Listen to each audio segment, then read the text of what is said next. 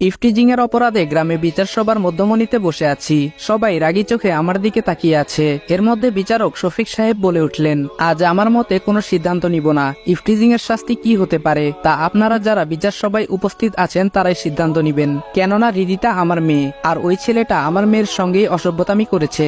এলাকার বড় নেতা জাবেদ সাহেব বলে উঠলেন, দেখুন, আজ যদি এই ছেলেটাকে আমরা গ্রামবাসীরা ছাড় দেই, তো আজ শফিক সাহেবের মেয়ের সঙ্গে ইফটিজিং করেছে, কাল আমাদের মেয়ের সঙ্গে যে ইফটিজিং করবে না তার কি গ্যারান্টি আছে? সুতরাং আমি আজ এই ছেলেটার উপযুক্ত শাস্তি কামনা করছি, যাতে এইরকম জঘন্য কাজ না করতে পারে।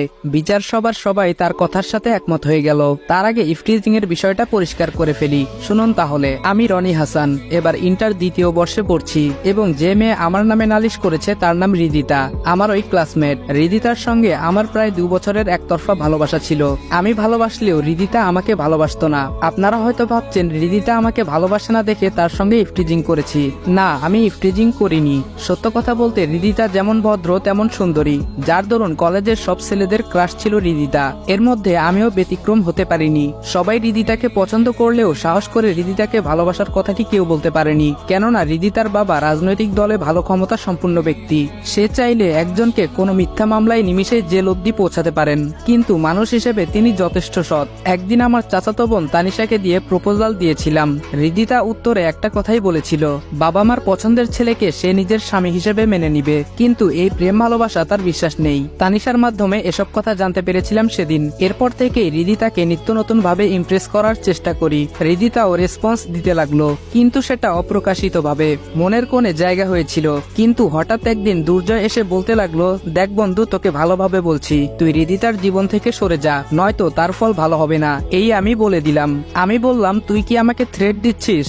দুর্জয় বলল, তুই যেটা ইচ্ছা ভাবতে পারিস। আমি বললাম, আচ্ছা ঠিক আছে, রিদিতাকে আমি ভুলতে পারবো না, আমিও দেখি তুই কি করতে পারিস। দুর্জয় বলল, ভুল করলি দোস্ত, তুই আমাকে ভালোভাবে চিনিস না। আমি কতটা ডেঞ্জারাস হতে পারি সেটা আমি নিজেও জানি না। আমি বললাম, কি করতে পারবি করিস, যা। সেই দিন দুর্জয়ের সঙ্গে কথা কাটাকাটি করে আসছিলাম, তবে দুর্জয়ও নাকি রিদিতাকে অনেক ভালোবাসে। সেটা আমি জানলেও আমি আমার জায়গায় অটুট, আর দুর্জয় তার জায়গায় অটুট। এইদিকে রিদিতার সঙ্গে রিলেশনটা প্রায় হয়েই গেছিল আমার, ভালোই চলছিল দিনকাল। কলেজের ক্লাস শেষে মাঠে ক্রিকেট খেলতেছিলাম।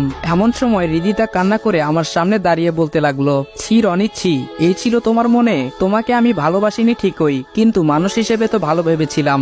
আজ তার এই প্রতিদান। আমার হাতে একটা চিঠি ধরিয়ে দিয়ে বলল, আর অপরদিকে রিদিতা কান্না করছে অবিরাম। সেই মুহূর্তে কেমন জানি চুপসে গিয়েছিলাম। কি হচ্ছে এসব? চিঠিতে তো আমি ভালো কিছুই লিখেছিলাম, কিন্তু রিদিতা কান্না করার মানে তো কিছু বুঝতে পারলাম না। এরপর নিজেকে সামলে নিয়ে চিঠি হাতে নিয়ে ভালোভাবে লক্ষ্য করলাম।